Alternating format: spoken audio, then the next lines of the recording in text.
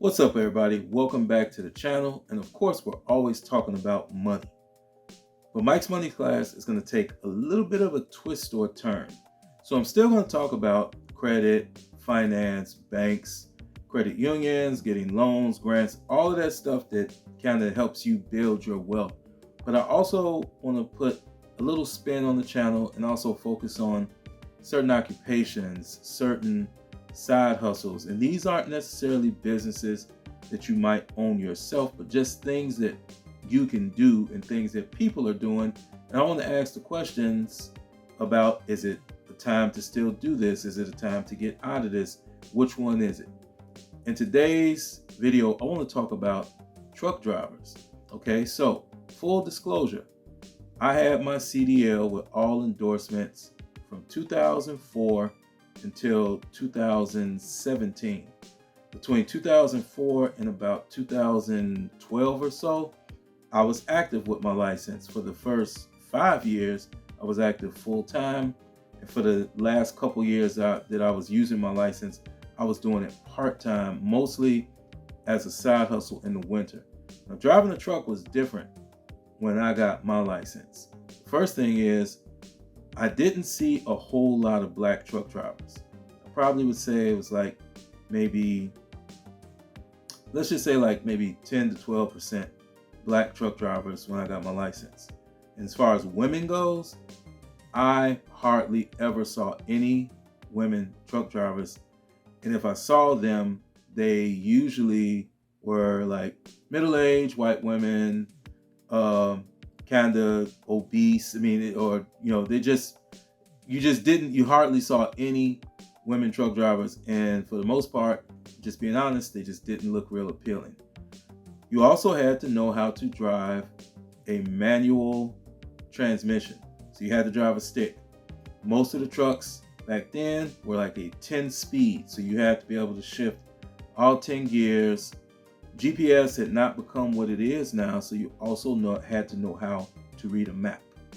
Now we got lots and lots of truck drivers that are black and a lot of women truck drivers. There's been a big influx into that industry in the last several years. Now, I've been out of it for more than 10 years. Like I told you, I last actively drove in 2012. But a few things that are different about these drivers is a lot of them cannot drive a manual transmission. Now trucks have automatics, so they can drive an automatic and get a CDL. So you have a lot of people out there that are driving automatics. And then you don't have to be adept at map reading anymore, although I would still recommend it, because when you're in a truck, you go to a lot of secondary roads, back roads, where you could lose signal and you need to fall back on your actual know-how of how to get around and reading the map if you need to detour due to road closure, hazmat spill. I mean, if it's in the truck, anything can happen. So some of these basic skills that you had to have as a driver, not too long ago, you no longer have to be in the industry.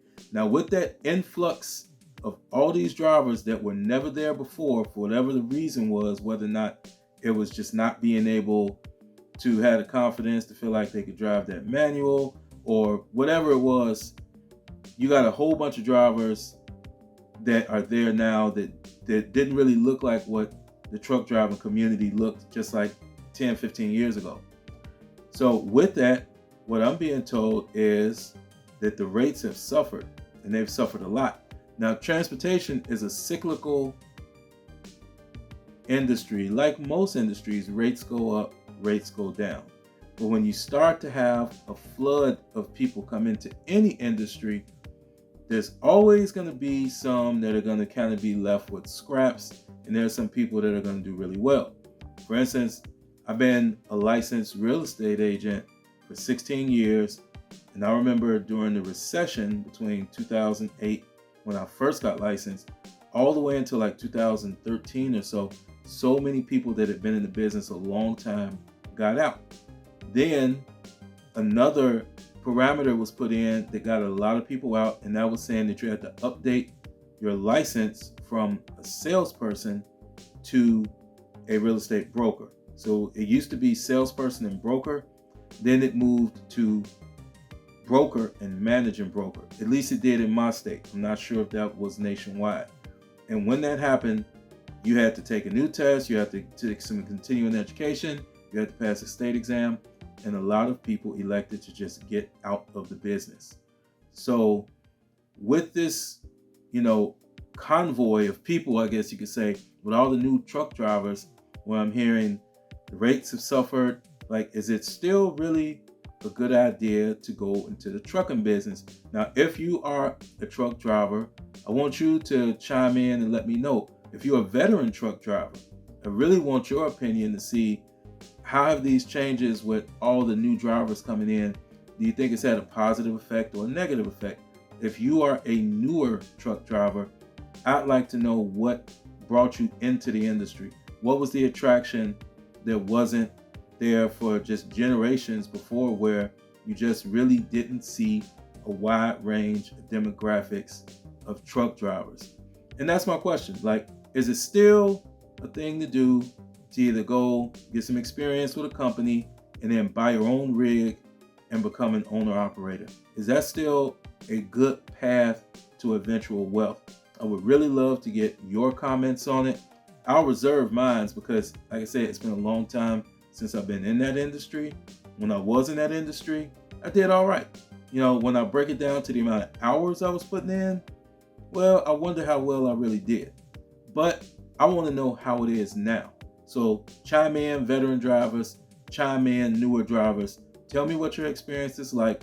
Is it still a good idea to be a driver? And do you think the laxed rules of having to be able to drive a stick, did that bring a whole new influx of drivers in? Make sure you drop that stuff in the comments. Can't wait to read it, guys. And I'll see you in the next video. Class is dismissed.